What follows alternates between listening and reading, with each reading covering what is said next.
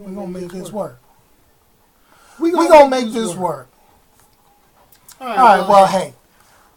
Let's do it like this. We still going to run our 30 minutes and do our thing. Since we can't even do this live on YouTube and YouNow at the same time, hey, we just going to do it live on YouNow and we'll upload this. We're going to make sure this is uploaded no matter what on the YouTube so y'all can check out the replay at another time. So, bam! Where you at? You with GoingFullNerd. That's how we rock. That's how we roll. And yes, we are here as always. So check this out. For those of you who kind of follow, the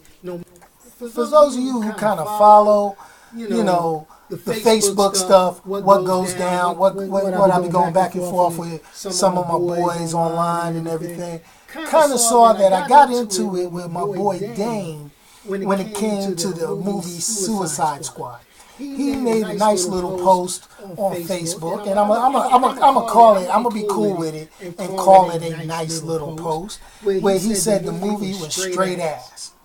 Now, I'm gonna be honest with you. It's cool. I understand. I know how people may not like a movie, but you want to know what? I'm gonna throw this out here, and I'm gonna say my little thing about the Suicide Squad movie. I liked it. It was a damn good movie for what it was worth. This is the thing that when you have a person that's not a comic book fan watch a comic book movie, but then try to relate to it as if they were a longtime comic book fan. That was a little confusing, wasn't it? Let's go to the movie and let's figure out a couple of things. First of all, let's go over the things that was wrong with the Suicide Squad movie. The main thing that was wrong with the Suicide Squad movie was the fact that it felt rushed. It felt like it was, like they were like, oh snap, we got to hurry up and do this because we got so much stuff that we got to do. I mean, they had connections to the Justice League movie coming up. They had connections to Batman versus Superman. They wanted to get the Joker out there. They wanted to do everything they could. Everything they could to get all these elements all up in here. All together. All up next to everybody. Kind of get it in there to get you locked in and get you in there. Now, the other part about this movie, and just like in the live chat you guys are saying, everybody's expecting a Marvel-ish type thing. Okay?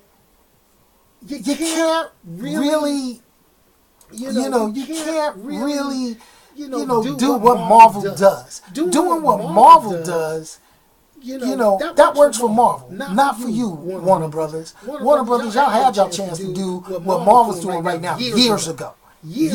So it felt rushed. Okay, a couple of people go ahead and they got on here and they said, oh, Joker and Harley's relationship.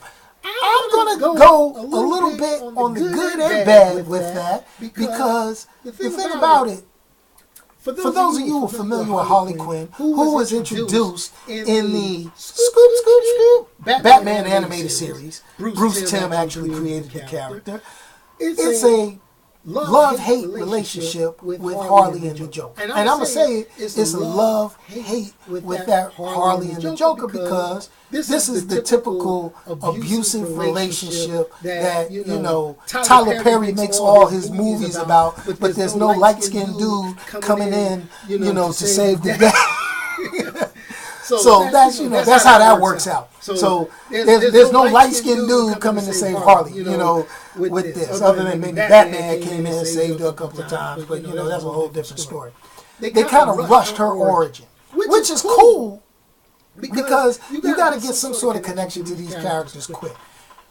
Now, this is the thing. The other part's wrong. Okay. First of all, the movie's name is Suicide Squad. Don't get it twisted, because YouNow would not let me put the title of this broadcast as Suicide Squad because it was a banned word. But I digress. It's all good. So, this is the thing that we're going to say. So Joker and Harley's relationship, that was the second thing that was good and bad with it. The next thing that was bad with the movie was, it was kind of like one of those moments. And, by the way, if you haven't seen the movie, this is all spoilers, son. This is all just, I'm ruining it. So if you haven't gone out and saw a bootleg, went to the movie theater, paid your money, if you're trying to wait till DVD, this is not the video you need to be watching, because I'm about to just spoil the whole damn movie from start to finish. Okay? This movie was a commercial. And it was an hour-plus commercial for the new Justice League movie coming up.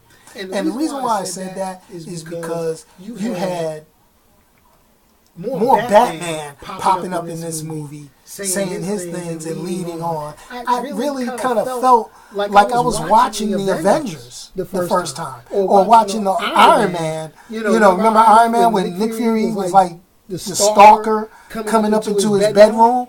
And really, that's how I kind of felt, with the end credit, for a bunch of people, to say F Marvel, during the filming of this, and during all through the hype, they sure doing a lot of Marvel-esque shit in the movie. That's a whole different story. So, that's what's wrong with the movie, and a few predictable moments. The other part that was wrong with the movie, I will give this. The main villain of the movie was weak. That's the only other thing. He was weak. The main villain, she was weak. He was weak. Well, whatever. Weak. All right. They could have went with a little more motivation for the villain on this one. Now, question just pops up, or a statement just pops up. You're torn on Will Smith. You don't know if it's because he was too Will Smith, or is that what you chose to see? A lot of people had issues with Will Smith in the movie. They like, especially with the news of there were some reshoots that were done to, make the movie a little more funny, or whatever it was for, or whatever the rumor control was for the reshoots. But some people had issue with Will Smith playing Deadshot. The only thing that Will Smith did wrong with the Deadshot character is originally the Deadshot character is Caucasian. That's the only difference between the way Will Smith played the character to the way the character. I mean, Will Smith was a damn good Deadshot as far as I'm concerned. He played that character to a T. He played that character exactly as the character is written. Notice what I say, written. That means sometimes, somewhere, somehow, somebody had to pick up a damn book. But I'm just saying that, because let's take the Deadshot character. Deadshot character, assassin. Mm-hmm.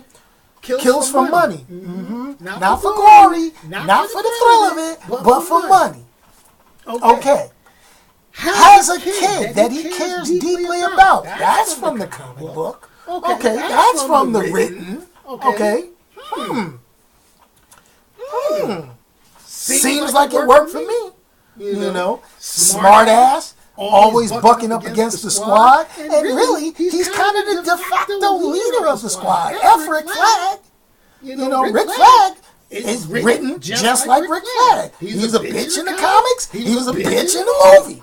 I'm just saying. That's how it goes. Filler characters. Slipknot.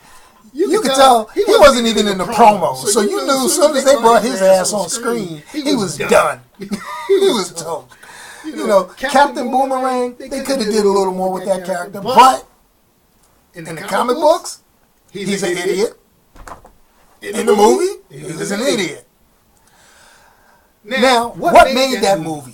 What made that movie powerful? And it really was Harley. It was the Harley Quinn show. Harley Quinn made the whole movie. Let's keep it real. Let's keep it, 100, as you young cats would say. We're going to keep it 100.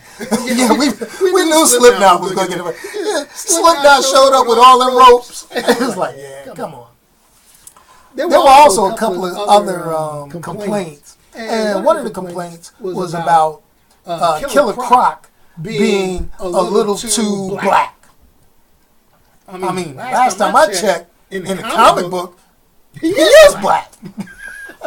I mean, I understand everybody's used to watching Batman the animated series. I know everybody's used to watching what's been portrayed on television. But I'm going to throw this out here for you.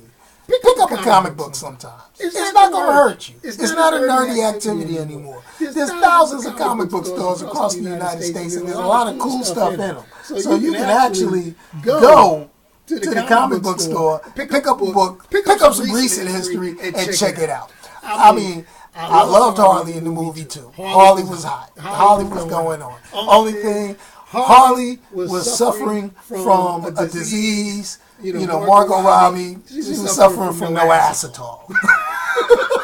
I mean, I'd have done better if she had put on the OG Harley outfit that she held up when they gave them their gear. But, you know, you gotta have a booty if you gonna put on booty shorts. I'm just saying. But they did. I digress. They did what they had to do with that. So, let's go back to the Joker. A lot of people are upset because they thought it was going to be a Joker-centric movie. No, this was introducing the character of the Joker. This was actually giving you a taste of how the Joker is portrayed in this universe, in this movie universe, which is cool. It's cool. You know, we do what we do. I mean, you know, it's hard to compare this movie to all the other great superhero flicks we've seen out of Marvel camp. So you can't compare apples and oranges. I mean, DC, they own some other stuff. And they have the potential to go very far if they do one thing. One thing. And that is do what they do inside their comic book movies. If they do in their animated features what they do, if they do in their animated features, well, let me go. I'm just all backwards. If they do in their live action features what they do in their animated features, then bam, we straight. We good. All right. You know, and it wasn't meant to be a Joker movie, and a lot of people went there thinking they was going to see the Joker. No, it was part of Harley's backstory. That's why. And then the thing about the Joker, and this is the one thing that's kind of cool about the Joker in this particular instance, in this thing that I'm really kind of learning and kind of putting together is that the Joker, pretty much in this universe, I mean, we know a few facts, and there was a few Easter eggs, and you can go online and check all that crap out. You know, that Joker killed Robin. That Joker had a grill because Batman knocked out all his teeth, according to the director who gave part of the backstory. In addition, where he met Harley was after he had killed the Joker, or right after, or right before they killed Robin. So all of that is kind of interesting, you know, the damage, the tattoos. I mean, it's a different take. There's so many different takes. I mean, everybody's so hyped up on my man, you know, from The Dark Knight, you know, but you can't do that Joker again. You can't do Jack Nicholson's Joker again. You can't do Cesar Romero's Joker again. You can't do Joker in the live action like Mark Hamill does it in the animated. So you got to put your own twist. And I think Jared did a good. You know, Jared Leto did a good thing. You know, the laugh takes a little bit to grow on. He sounded more like Tommy from Martin as far as I was concerned. You know, I was like, damn. You know, but hey, it is what it is. But now, some people may say I still haven't said why I gave this movie, and I'm going to give you my rating now, a 4 out of 5. 4 out of 5 is this. Number 1, Amanda Waller.